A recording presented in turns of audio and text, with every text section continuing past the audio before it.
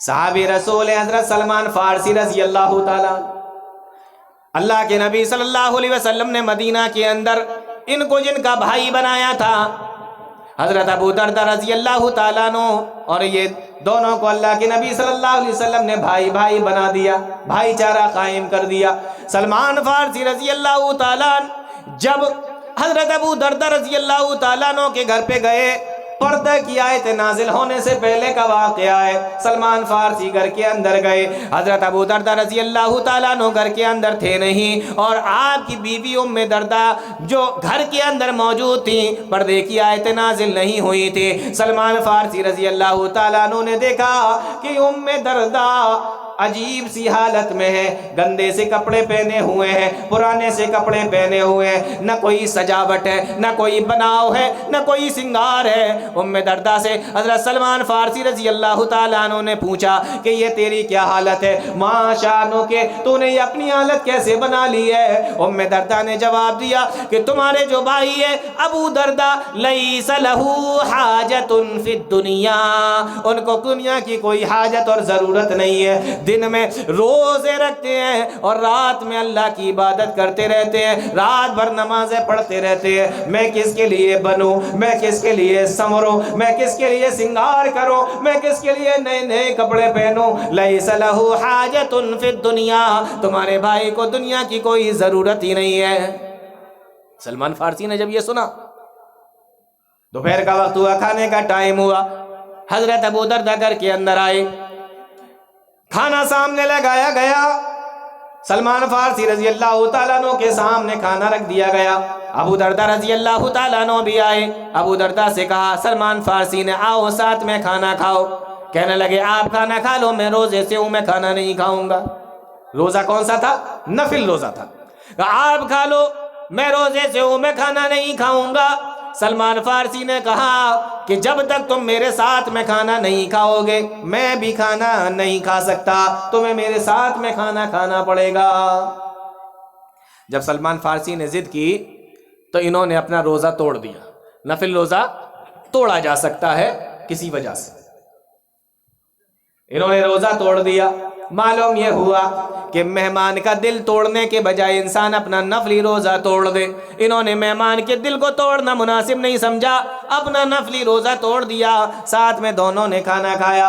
اب جب رات کا وقت ہوا، سلمان فارسی سے حضرت ابو دردہ رضی اللہ تعالیٰ عنہ نے کہا کہ تم سو جاؤ، مجھے نماز پڑھنا ہے۔ سلمان فارسی کہنے لگے نہیں نہیں، تم بھی سو، تم بھی سو، تم بھی آرام کرو۔ تھوڑی دیر کے بعد ابو دردہ پھر سے اٹھنے لگے، سلمان فارسی نے پھر سے لٹا دیا۔ تھوڑی دیر کے بعد جب آدھی رات ہو گئی تو پھر سے اٹھنے لگے، حضرت سلمان فارسی نے دوبارہ سے لٹا دیا۔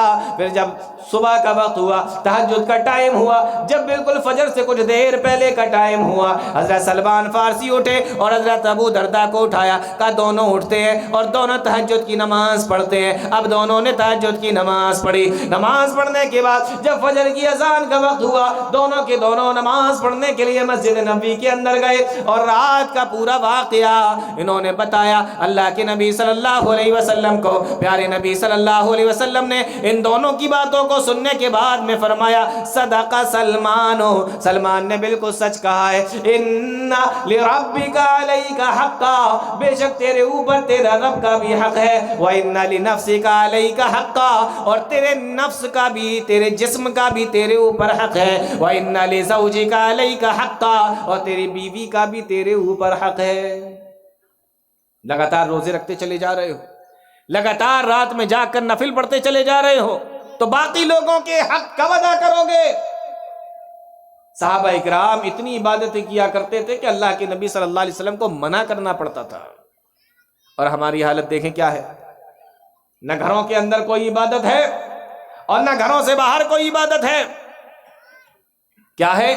گھروں سے باہر گھومنا، گاڑی نکالو ٹہلنے جاؤ، گاڑی نکالو گھومنے کے لیے جاؤ، بس یہی کام بچا ہے ہمارے نوجوانوں کے پاس۔ میرے بھائیوں، پیارے نبی صلی اللہ علیہ وسلم نے دوسری بات کیا بیان فرمائی؟ نجات کس میں ہے، کامیابی کس میں ہے؟ پہلے آپ نے فرمایا امسک علیک لسانک، اپنی زبان کو قابو میں رکھو، اپنی زبان کو کنٹرول کرو، اور دوسری چیز پوچھی تو پیارے نبی صلی اللہ علیہ وسلم نے فرمایا وَلْيَسَعْكَ بَيْتُكَ، اپنے گھر کو لازم پکڑ لو، کام کاج کے لیے گھر سے نکلو پھر اپنے گھر کے اندر آ جاؤ، کام کاج کے لیے جاؤ پھر اپنے گھر کے اندر آؤ، نماز کے لیے نکلو، نماز پڑھنے کے بعد پھر اپنے گھر کے اندر جاؤ، فالتو میں ادھر سے ادھر گھومنا، ادھر سے ادھر ٹہلنا، اور رات بھر غائب ہونا، اور 11 بجے تک ادھر سے ادھر گھومنا، اسلام نے اس بات کو بالکل پسند نہیں کیا۔ پیارے نبی صلی اللہ علیہ وسلم نے فرمایا دوسری چیز نجات کس میں ہے؟ اپنے گھر کو لازم پکڑو۔ گھر انسان کو جیسے سردی گرمی سے بچاتا ہے ایسے ہی گناہوں سے بھی بچاتا ہے۔ تیسری چیز اللہ کے نبی صلی اللہ علیہ وسلم نے بیان فرمائی وَابْكِ عَلَىٰ خَطِيئَتِكَ، اور اے میرے صحابی تم یہ پوچھ رہے ہو کہ کامیابی کس چیز میں ہے، نجات کس چیز میں ہے؟ دنیا کے اندر تمہیں کامیابی کس چیز میں ملے گی، اور آخرت کے اندر بھی کامیابی تمہیں کس چیز میں ملے گی؟ پیارے نبی صلی اللہ علیہ وسلم نے فرمایا وَابْكِ عَلَىٰ خَطِيئَتِكَ، اپنے گناہوں کے اوپر رو، اپنے گناہوں کی معافی مانگو، اپنے گناہوں کی اللہ تعالیٰ سے توبہ کرو، اللہ تعالیٰ سے مغفرت مانگو، اپنے گناہوں کے اوپر رو۔ وَابْكِ عَلَىٰ خَطِيئَتِكَ، یہ تین کام اللہ کے نبی صلی اللہ علیہ وسلم نے بتائے، یہی تمہاری نجات کے لیے ہے، یہی دنیا کے اندر بھی تمہیں نجات دلائیں گے، اور یہی تین کام تمہیں آخرت کے اندر بھی نجات دلائیں گے۔ وَابْكِ عَلَىٰ خَطِيئَتِكَ، اپنے گناہوں کے اوپر رو۔ جتنا گناہ ہو گئے اور جتنا گناہ انسان سے ہو رہے ہیں، ان گناہوں کو کبھی سوچو اور اللہ تعالیٰ سے سچے دل کے ساتھ میں معافی مانگو۔ پیارے نبی صلی اللہ علیہ وسلم نے ایک اور حدیث کے اندر ارشاد فرمایا کہ اللہ تعالیٰ 7 قسم کے لوگوں کو اپنے عرش کے سائے میں جگہ دے گا، اور ان 7 قسم کے لوگوں میں وہ انسان بھی ہوگا وَرَجُلٌ ذَكَرَ اللَّهَ خَالِيًا فَفَاضَتْ عَيْنَاهُ، جو انسان اکیلے میں اللہ تعالیٰ کو یاد کرتا ہو اور اس کی آنکھوں سے آنسو نکل آتے ہو۔ اس لیے میرے بھائیو، گناہوں کے اوپر رونا بھی یہ اللہ تعالیٰ کی بڑی توفیق ہے، اللہ تعالیٰ کی بہت بڑی مدد ہے۔ اس لیے فرمایا وَابْكِ عَلَىٰ خَطِيئَتِكَ، اپنے گناہوں کے اوپر رونے کی کوشش کیا کرو۔ ہمارے تو آنسو نہیں نکلتے۔ جنت کا بیان سنا دو، جہنم کا بیان سنا دو، قبر کا بیان سنا دو، گناہوں کے بارے میں ڈرا دو، یا قبر کے عذابوں کے بارے میں تذکرہ کرو، ہمارے دل نرم ہی نہیں ہوتے، ہمارے دل ملائم ہی نہیں ہوتے، ہمارے دلوں کے اوپر اثر ہی نہیں پڑتا۔ صحابہ کرام کے سامنے جب یہ باتیں آتی تھیں دہاڑے مار کر رویا کرتے تھے، آنکھوں سے آنسو نکلا کرتے تھے، کسی کی داڑیاں بھیگ جایا کرتی تھی، کسی کے کپڑے اور کسی کے رومال بھیگ جایا کرتے تھے۔ اے اللہ، آج ہمارے دل کتنے سخت ہو گئے ہیں، کتنے پتھر دل ہو گئے ہیں، آج ہمارے دلوں کے اوپر کوئی اثر ہی نہیں پڑ رہا ہے۔ اللہ کے نبی فرماتے وَابْكِ عَلَىٰ خَطِيئَتِكَ، اپنے گناہوں کے اوپر رو۔ یہ 3 کام اللہ کے نبی صلی اللہ علیہ وسلم نے بتائے۔ ان 3 کاموں کے اندر سب سے پہلی چیز اللہ کے نبی نے جو بتائی ہے امسک علی لسانک، اپنی زبان کو قابو میں رکھو۔ تو بات سمجھ میں آ رہی؟ زبان کا معاملہ دیکھیں کتنا اہم ہے۔ ہمارے نزدیک کوئی معاملہ ہی نہیں ہے زبان کا، بالکل عام سا کچھ نہیں۔ اور گناہوں کو کرتے وقت انسان کبھی کبھی سوچ لیتا ہے کہ ہاں ہم یہ گناہ کا کام کر رہے ہیں، لیکن زبان کے ذریعے سے جو گناہ کرتا ہے اس کے بارے میں تو اس کے دل میں خیال بھی نہیں آتا کہ ہم یہ گناہ کر رہے ہیں۔ ایک تیسری حدیث سنیں اسی زمان کے تعلق سے، حضرت ابو ہریرہ رضی اللہ تعالیٰ عنہ اس حدیث کے راوی ہیں۔ کئی محدثین نے اپنی اپنی کتابوں کے اندر اس حدیث کو لکھا ہے۔ کہنے لگے ایک مرتبہ ایک آدمی اللہ کے نبی صلی اللہ علیہ وسلم کے پاس میں آیا اور اس نے آ کر سوال کیا، میرے بھائیوں اور میری بہنوں ذرا غور سے سننا، تیسری حدیث یہ زبان کے تعلق سے۔ ایک مرتبہ ایک آدمی اللہ کے نبی صلی اللہ علیہ وسلم کے پاس میں آیا اور اس نے آ کر پیارے نبی صلی اللہ علیہ وسلم سے سوال کیا، ان اکثر ما يدخل الناس الجنت، اللہ کے نبی مجھے یہ بتائیے، اللہ کے نبی مجھے یہ بتائیے۔ کتنا پیارا سوال کیا ہے، کتنا اچھا سوال کیا ہے، کاش یہ سوال میرے دل کے اندر اتر جائے۔ آپ کے دل کے اندر اتر جائے، اس کا جواب بھی اتر جائے، اور اللہ تعالی ہمیں اس چیز کے اوپر عمل کرنے کی توفیق بھی عطا فرما دے۔ سوال بھی کتنا پیارا ہے، فرمایا ان اکثر ما يدخل الناس الجنت، اللہ کے نبی مجھے یہ بتائیے کہ کون سی چیز ہے جس کی وجہ سے انسان جنت کے اندر سب سے زیادہ داخل ہوگا، جس کی وجہ سے انسان سب سے زیادہ جنت کے اندر جائے گا؟ کتنا پیارا سوال ہے، جنت میں جائے گا اور سب سے زیادہ جائے گا، کون سی چیز ہے بتائیے اللہ کے نبی۔ پیارے نبی صلی اللہ علیہ وسلم کا جواب سنو، آپ نے ارشاد فرمایا، آپ نے پہلی چیز بیان فرمائی، تقوی اللہ، تقوی اللہ، اللہ کا ڈر، اللہ کا تقوی، اللہ کی خشیت، اللہ کا خوف، اللہ کا تقوی اختیار کرو، اللہ کا ڈر اختیار کرو۔ تقوی اللہ، جو انسان جتنا بڑا اللہ سے ڈرنے والا ہوگا، جو انسان جتنا زیادہ متقی ہوگا، جو انسان جتنا زیادہ پرہیزگار ہوگا، اللہ سے ڈرنے والا ہوگا، اللہ تعالیٰ ایسے آدمی کو جنت کے اندر داخل فرما دے گا۔ او میرے بھائیو، سارا کا سارا معاملہ اسلام کا تقوی کے اوپر ٹکا ہوا ہے، سارا کا سارا معاملہ تقوی کے اوپر رکھا ہوا ہے۔ آپ روزہ رکھتے ہیں، کس لیے رکھتے ہیں؟ اللہ کا قرآن کہتا ہے، یا ایھا الذین آمنوا کتب علیکم الصیام کما کتب علی الذین من قبلکم لعلکم تتقون، تاکہ تم تقوی والے بن جاؤ۔ رمضان میں روزے کس لیے رکھے جا رہے ہیں؟ تاکہ تم تقوی والے بن جاؤ۔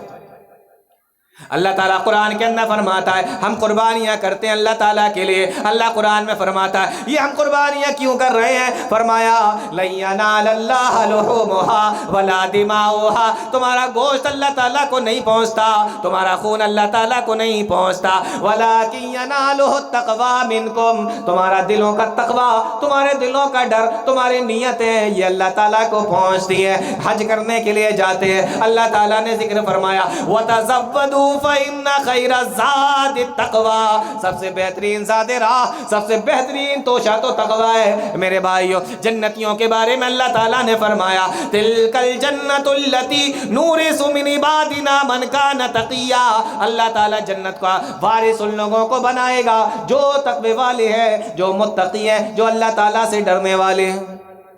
اسلام کا سارا معاملہ تقوی پر رکھا ہوا ہے۔ کس لیے کہا جا رہا ہے نماز پڑھنے کے لیے؟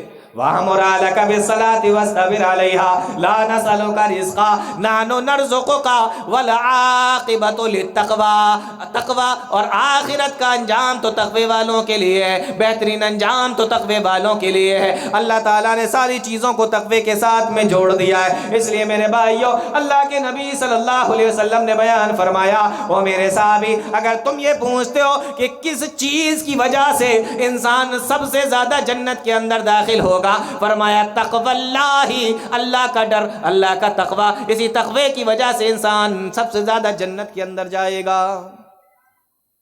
اس تقوی پر مجھے ایک واقعہ یاد آ رہا ہے اور میرا جی کرتا ہے میں آپ کو سنا دوں۔ دیکھیں تقوی کتنی زبردست چیز ہے، اللہ کا ڈر کتنی زبردست چیز ہے۔ صحیح حدیث ہے، مشہور واقعہ، عبداللہ ابن عمر رضی اللہ تعالیٰ، کون نہیں جانتا، مشہور صحابی رسول ہیں، اور مشہور صحابی رسول حضرت عمر رضی اللہ تعالیٰ عنہ کے بیٹے ہیں۔ نام کیا ہے؟ حضرت عبداللہ ابن عمر رضی اللہ تعالیٰ عنہ۔ ایک مرتبہ سفر میں جا رہے ہیں، میری ماں و بہنوں ذرا غور سے سننا اس واقعے کو۔ ایک مرتبہ سفر میں جا رہے ہیں، گرمی کا زمانہ ہے اور دوپہر کا وقت ہے، تیز دھوپ نکلی ہوئی ہے اور ریت بھی بالکل گرم ہو رہی ہے، پتھریلی زمین ہے، گرم ہو رہی ہے، ساتھ میں قافلہ ہے۔ عبداللہ ابن عمر رضی اللہ تعالیٰ عنہ نے فرمایا او میرے ساتھیو، جب آگے چل کر کوئی تمہیں سایہ نظر آ جائے تو ذرا مجھے بتانا، تھوڑی دیر کے لیے وہاں پہ رکیں گے، نماز پڑھیں گے، کھانا کھائیں گے، آرام بھی کر لیں گے، مجھے کوئی سایہ نظر آئے تو بتانا، وہاں پر رکیں گے۔ ابھی تھوڑی دور پہ گئے تھے، ایک پہاڑ کا سایہ نظر آیا، یہ سارے کے سارے لوگ اس سائے میں جا کے رک گئے، نمازیں پڑھی، اور اس کے بعد میں دسترخوان لگا دیا گیا، دسترخوان کے اوپر کھانا بھی رکھ دیا گیا۔ ابھی کھانا شروع نہیں کیا تھا میرے بھائیو، ذرا غور سے سننا، کھانا ابھی شروع نہیں کیا تھا، اتنے میں کیا دیکھتے ہیں کہ ایک چرواہا اپنی بکریوں کو لے کر آ رہا ہے، اور وہ بھی اسی پہاڑ کے سائے میں آنا چاہتا ہے، اور وہ بھی اسی دھوپ سے بچنے کے لیے آ رہا ہے، اسی سائے کی تلاش میں آ رہا ہے۔ عبداللہ ابن عمر نے جب یہ دیکھا، کہا کہ رک جاؤ میرے بھائیو، ابھی کھانا مت کھاؤ، یہ چرواہا جب آ جائے گا ہم اس کو اپنے کھانے میں شامل کر لیں گے، ہم اپنے دسترخوان پر اس کو بٹھائیں گے، یہ بھی ہمارے ساتھ میں کھانا کھائے گا۔ اس کا انتظار کرنے لگے کہ چرواہا ہمارے پاس میں آ جائے۔ یہاں سوچنے کی بات ہے، آج ہم اپنی گھروں کے اندر پروگرام کرتے ہیں، غریبوں کو نہیں بلاتے۔ آج ہم شادی کرتے ہیں، غریبوں کو بلانا پسند نہیں کرتے۔ آج ہمارے گھروں کے اندر عقیقے کے پروگرام ہوتے ہیں، غریبوں کو ہم بلانا پسند نہیں کرتے۔ کتنے افسوس کی بات ہے، آج ہمارے وہ رشتہ دار جو غریب ہوتے ہیں ان کے گھر میں جانا پسند نہیں کرتے، ان کا ہمارے گھر پہ آنا ہم پسند نہیں کرتے، ہم اپنے دعوتوں میں ان کو بلاتے نہیں ہیں، اور اگر کوئی ہم سے ان کے بارے میں سوال کرے تو ہم اس طریقے سے بتاتے ہیں کہ جیسے کتنی دور کے ہمارے وہ رشتہ دار ہیں، اور اگر کوئی دور کا رشتہ دار امیر ہو تو ہم ایسے بتاتے ہیں جیسے وہ ہمارا کتنا قریب کا رشتہ دار ہے۔ کہاں سے کہاں پہنچ گئے میرے بھائیوں ہم لوگ۔ یہ حال ہے، بڑے بڑے لوگوں کو دیکھا گیا، غریبوں کو دیکھ کر ناک منہ چڑھاتے ہیں، ماتھے کے اوپر پیشانیوں کے اوپر ان کی سلوٹیں پڑ جاتی ہیں۔ کیوں میرے بھائیوں؟ ایک غریب صحابی ایک غریب آدمی کو آتے ہوئے دیکھا عبداللہ ابن عمر رضی اللہ تعالیٰ عنہ نے، اور ہے بھی کون؟ چرواہا۔ کہا کہ رک جاؤ، ہمارے ساتھ میں دسترخوان پر بیٹھے گا۔ اور آج ہمارے بھی بڑے دماغ خراب ہیں میرے بھائیوں، معاف کیجیے گا مجھے، لیکن ہمارے اور آپ کے بھی بڑے دماغ خراب ہیں۔ آج ہمیں اگر کوئی غریب بلائے تو ہم اس کی یہاں جانا پسند نہیں کرتے، اگر شادی میں بلائے تو اس کی یہاں جانا پسند نہیں کرتے، اگر وہ شادی کے لیے دعوت دے تو ہم اس سے یہ کہتے ہیں کہ ہاں ٹھیک ہے دیکھیں گے انشاءاللہ وغیرہ وغیرہ، ٹالنے والی باتیں کرتے ہیں۔ اور اگر امیر آدمی ہمیں بلا لے تو وقت سے پہلے پہنچنے کی کوشش کرتے ہیں، ہے کہ نہیں؟ امیر آدمی بلا لے تو وقت سے پہلے پہنچنے کی کوشش کرتے ہیں، اور کسی طریقے سے یہ کوشش کرتے ہیں کہ 2-4 بار ہم اس امیر آدمی کے سامنے سے نکل جائیں تاکہ یہ مجھے دیکھ لے کہ ہاں یہ ہمارے یہاں آیا ہے۔ یہ ہماری کوششیں رہتی ہیں، یہ دیکھ لے کہ ہمارے یہاں آیا ہے، ہماری یہ کوششیں رہتی ہیں۔ اور غریب آدمی کی اگر آپ جائیں گے، جس رومال کے ذریعے سے وہ پسینہ پہنچتا ہے اسی رومال کے ذریعے سے آپ کی کرسی پہنچ کر آپ کو بٹھانے کی کوشش کرے گا، اور جب آپ کھانا کھا لیں گے تو بڑی عاجزی کے ساتھ میں آپ سے جا کے کہے گا کوئی کمی رہ گئی ہو تو معاف کر دینا، کوئی کمی رہ گئی ہو، کوئی کمی اگر رہ گئی ہو تو مجھے معاف کر دینا۔ لیکن کسی امیر کے یہاں جا کر آپ دکھائیے، آپ کو دیکھے گا، پہلے تو آپ کو بلائے گا، اور بلانے کے بعد آپ سے کہے گا بڑی دیر میں آئے ہو، یہ جگ پکڑو اور پانی بھر کر لاؤ۔ لیکن ہمیں وہی شادیاں اچھی لگتی ہیں، وہی دعوتیں اچھی لگتی ہیں جس میں ہمیں کام پر لگا دیا جائے، اور خوش ہوتے ہیں کہ دیکھو اس نے کام بتایا مجھے۔ کہاں سے کہاں پہنچ گئے میرے بھائی۔ غریب چرواہا آ رہا ہے، عبداللہ ابن عمر رضی اللہ تعالیٰ عنہ نے دیکھا، کہا رک جاؤ، جب یہ آ جائے گا تو ساتھ میں کھانا کھائیں گے۔ اب وہ غریب چرواہا جب آ گیا، سلام و کلام ہوا، عبداللہ ابن عمر رضی اللہ تعالیٰ عنہ نے سے کہا آؤ میرے بھائی، تمہارا ہی انتظار کر رہے تھے، کھانا تیار ہے، آؤ میرے ساتھ میں کھانا کھا لو۔ عبداللہ ابن عمر نے جب یہ کہا اس چرواہے کا جواب سنو، کہنے لگا آپ کھانا کھا لو، میں آپ کے ساتھ میں کھانا نہیں کھا سکتا، انی صائم، میں روزے سے ہوں، میں روزے دار ہوں۔ عبداللہ ابن عمر نے کہا اگر فرض روزے ہوتے تو ہمارے بھی ہوتے، یا ہمیں معلوم تو ہوتا، لیکن یہ تو کون سے روزے رکھا ہوا ہے؟ پوچھا کون سے روزے ہیں؟ فرمایا نفل روزے ہیں۔ عبداللہ ابن عمر نے دوسرا سوال کیا، اے میرے بھائی اتنی گرمی کا زمانہ ہے، چلچلاتی دھوپ نکلی ہوئی ہے، اور کام بھی تمہارا بکریاں چرانے کا ہے، ان کے پیچھے پیچھے جنگل کے اندر ٹہلنے کا ہے، میرے بھائی اس چلچلاتی دھوپ کے اندر بھی تم نے روزہ رکھ لیا۔ نوجوانوں، اس نوجوان چرواہے کا جواب سنو، کہنے لگا میں نے اس لیے یہ نفلی روزہ رکھا ہے کہ مجھے معلوم ہے دنیا کی زندگی چھوٹی سی ہے اور آخرت کی زندگی زندگی بہت بڑی ہے، میں یہ چاہتا ہوں جب میں یہاں سے جاؤں تو اللہ تعالیٰ کے پاس میں بہت ساری نیکیاں کر کے لے جاؤں، میں اس لیے روزے سے ہوں۔ صحابی رسول نے کہا لاؤ ذرا اس کو چیک کرتے، دیکھیں یہ صرف ہمارے تمہارے جیسا نہیں، باتیں ہی باتیں، صرف بس کام وام کچھ نہیں، ہاں باتیں کروا لو بس، لمبی چوڑی باتیں جیسے کہ ہمارے نوجوان کرتے ہیں۔ کل ذرا چیک کریں کہ یہ روزے سے ہے تو اس کے اوپر روزے کا کچھ اثر بھی ہے کہ نہیں۔ امام ابن تیمیہ رحمہ اللہ سے کسی نے سوال کیا ہمیں کیسے معلوم ہوگا، غور سے سنیں، ہمیں کیسے معلوم ہوگا کہ اللہ تعالیٰ نے ہمارے حج کو قبول کر لیا ہے کہ نہیں؟ کتنا پیارا جواب دیا، فرمایا کہ حج کرنے کے بعد اگر تم کسی انسان کو دیکھو کہ وہ پہلے سے زیادہ نیکیاں کر رہا ہے، پہلے سے زیادہ دنیا سے زیادہ آخرت کی فکر اس کو ہو گئی ہے، تو سمجھ لو کہ اللہ تعالیٰ نے اس کے حج کو قبول کر لیا ہے۔ اور اگر کسی انسان کو دیکھو کہ دنیا کے اندر اس کا دل زیادہ لگا ہوا ہے اور آخرت سے زیادہ دنیا کی طرف بھاگ رہا ہے، تو ایسے آدمی کو دوبارہ سے حج کرنے کے لیے چلے جانا چاہیے۔ اور اسی طریقے سے ابن تیمیہ رحمہ اللہ نے فرمایا اگر کسی انسان کو دیکھو کہ روزہ رکھنے کے بعد، عید کرنے کے بعد وہ نمازی ہے، جیسے رمضان کے مہینے میں نمازیں پڑھا کرتا تھا، اب بھی وہ رمضان کے مہینے کے بعد بھی نمازیں پڑھ رہا ہے، اور جیسے قرآن کریم کی تلاوت کیا کرتا تھا اب بھی قرآن کریم کی تلاوت کر رہا ہے، اور اس طریقے سے وہ نیکیوں کو بڑھ چڑھ کر حصہ لیا کرتا تھا، عید کے بعد بھی وہ ویسا ہی کر رہا ہے، تو سمجھ لو کہ اللہ تعالیٰ نے اس کے روزوں کو قبول کر لیا ہے۔ اس کا الٹا ہو رہا ہو تو انسان کو فکر کرنے کی ضرورت ہے۔ انہوں نے بھی سوچا لاؤ ذرا اس کو چیک کر لیتے ہیں معاملہ کیا ہے۔ عبداللہ ابن عمر نے اس سے کہا اے میرے بھائی بتاؤ کیا بکری بیچو گے؟ کہنے لگا میں بکری نہیں بیچ سکتا، بکری میری نہیں ہے، میں تو ایک غلام ہوں، میں تو ایک چرواہا ہوں، بکری میری نہیں ہے، بکریوں کا مالک کوئی اور ہے۔ عبداللہ ابن عمر نے دوسرا سوال کیا بکری میرے ہاتھ بیچو، میں تمہیں اس کے پیسے دے دوں گا اور ابھی تمہارے سامنے یہیں پہ ذبح کروں گا، میں بھی کھاؤں گا اور تھوڑا سا گوشت تمہیں بھی دے کر چلا جاؤں گا، تم شام کو اس گوشت کے ذریعے سے افطار کر لینا، اور اگر بکری کا مالک تم سے پوچھے کہ بکری کہاں چلی گئی ہے تو کہہ دینا کہ جنگل کے اندر بھیڑیا لے گیا۔ جنگل کے اندر بھیڑیوں کا حملہ عام سی بات ہے بکریوں کے اوپر، انسان کو اگر اکیلا دیکھ لیں تو انسان کو گھیر لیں، انسان کو پکڑ لیں، جانور تو پھر بکری تو بہت معمولی سی بات ہے۔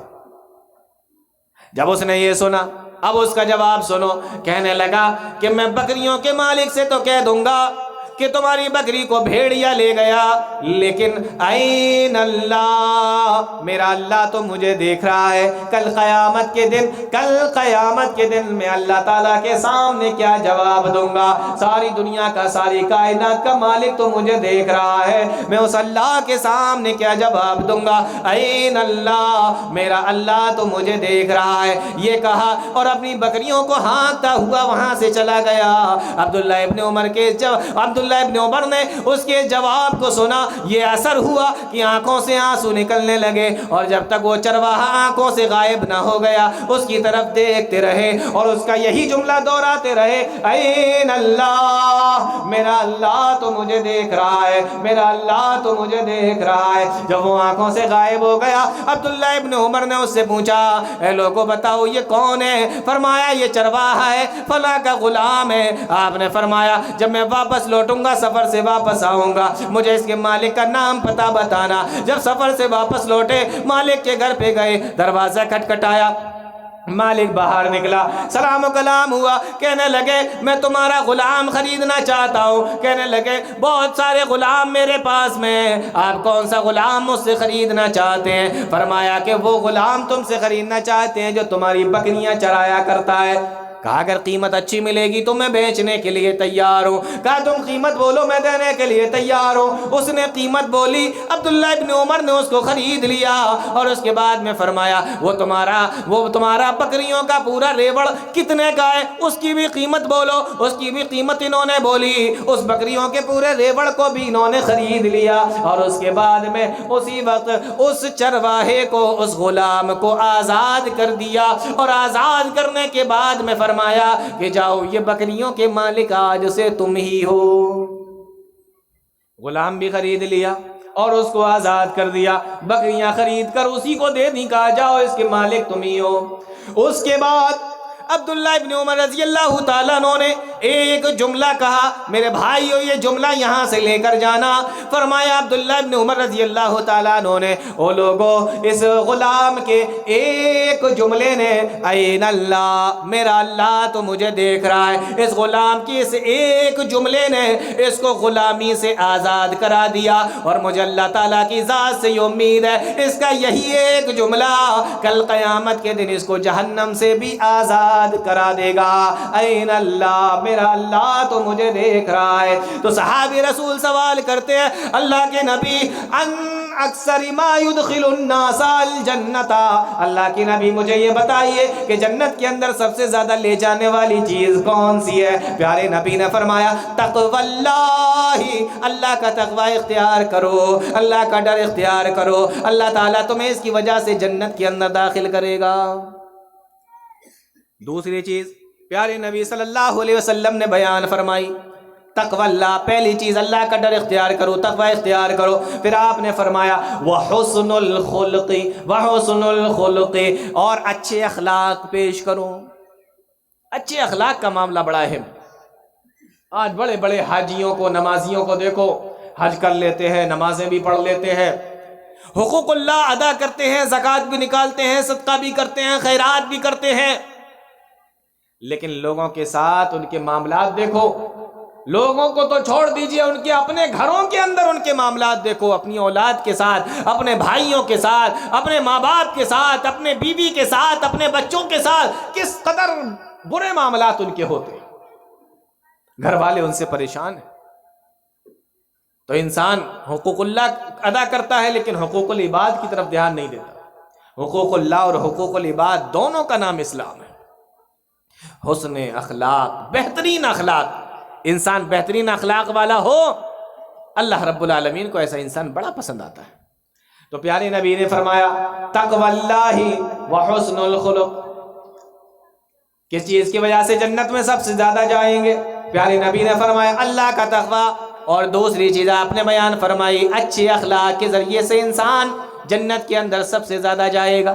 اس لیے میرے بھائی آج میں آپ کے سامنے یہ کہنا چاہتا ہوں، آدھی رات کا لگ بھگ وقت ہے، آپ سارے لوگ اتنی بھیڑ اور اتنی تعداد میں یہاں پر جمع ہیں۔ اگر آپ بھی یہ چاہتے ہیں کہ جنت کے اندر اللہ تعالی ہمیں داخلہ دے دے، آپ بھی جنت کے اندر جائیں، ہم بھی جنت کے اندر چلے جائیں، عورتیں بھی جائیں، مرد بھی جائیں، تو یہ دو کام اپنے اندر پیدا کر لو۔ اپنے اخلاق کو اچھا کرو، اپنے اخلاق کو اچھا کرو، اور اللہ کا ڈر پیدا کرو، یعنی حقوق اللہ کو بھی بہترین انداز میں ادا کرو اور حقوق العباد کو بھی بہترین انداز میں ادا کرو۔ پیارے نبی نے فرمایا یہ دو چیزیں ہیں جس کی وجہ سے انسان سب سے زیادہ جنت کے اندر داخل ہوگا۔ صحابی رسول حضرت ابو ہریرہ رضی اللہ تعالیٰ عنہ بیان فرماتے ہیں، پھر اسی آدمی نے اللہ کے نبی صلی اللہ علیہ وسلم سے ایک دوسرا سوال کیا، سئل رسول اللہ صلی اللہ علیہ وسلم، اللہ کے نبی صلی اللہ علیہ وسلم سے اسی آدمی نے پوچھا، ان اکثری، غور سے سننا اس سوال کو، فرمایا ان اکثری ما يدخل الناس النار، اللہ کے نبی مجھے یہ بتائیے کہ کون سی چیز ہے یا کس چیز کی وجہ سے انسان سب سے زیادہ جہنم کے اندر جائے گا۔ اللہ اکبر، کتنی بڑی چیز پوچھی۔ اللہ کے نبی مجھے یہ بتائیے کون سی چیز ہے جس کی وجہ سے انسان سب سے زیادہ جہنم کے اندر جائے گا۔ میرے بھائیو ذرا اندازہ کرو، آپ کو کیا لگتا ہے اللہ کے نبی نے کون سے گناہ کا نام لیا ہوگا؟ آپ نے چوری کے بارے میں بتایا ہوگا، ڈاکے کے بارے میں بتایا ہوگا، آپ نے کسی اور چیز کے بارے میں بتایا ہوگا، آپ نے جادو کے بارے میں بتایا ہوگا، آپ نے شرک کے بارے میں بتایا ہوگا، آپ نے بدعتوں کے بارے میں بتایا ہوگا۔ اندازہ کرو کون سے گناہ اللہ کے نبی نے بتائے ہوں گے جس کی وجہ سے انسان سب سے زیادہ جہنم کے اندر جائے گا۔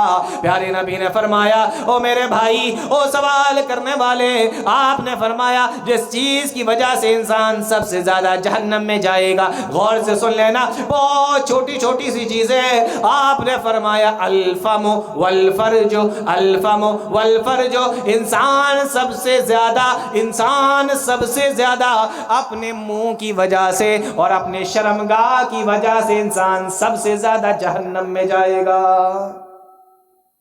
دو چیزیں جس کی وجہ سے انسان سب سے زیادہ جنت میں جائے گا، اور دو چیزیں جس کی وجہ سے انسان سب سے زیادہ جہنم میں جائے گا۔ پہلی چیز کیا بیان فرمائی اللہ کے نبی نے؟ بولو، نیند تو نہیں آ رہی؟ ہاں، یہ انسان کی جو زبان ہے نا، سب سے پہلے پیارے نبی نے اسی کو بیان فرمایا ہے نا۔ ہم لوگ اس کو کتنا معمولی سمجھتے ہیں، کتنا ہلکا سمجھتے ہیں۔ اللہ اکبر، کتنی بڑی بات ہے۔ اللہ کے نبی صلی اللہ علیہ وسلم سے سوال کیا گیا کہ اللہ کے نبی بتائیے کس چیز سے سب سے زیادہ انسان جہنم میں جائے گا، کون سی چیز انسان کو پہنچائے گی؟ تو پیارے نبی صلی اللہ علیہ وسلم نے کیا فرمایا؟ الفم والفرج، انسان کا منہ یعنی اس کی زبان اور انسان کی شرمگاہ، یہ دو چیزیں ایسی ہیں جو انسان کو سب سے زیادہ جہنم میں لے کر جانے والی ہیں۔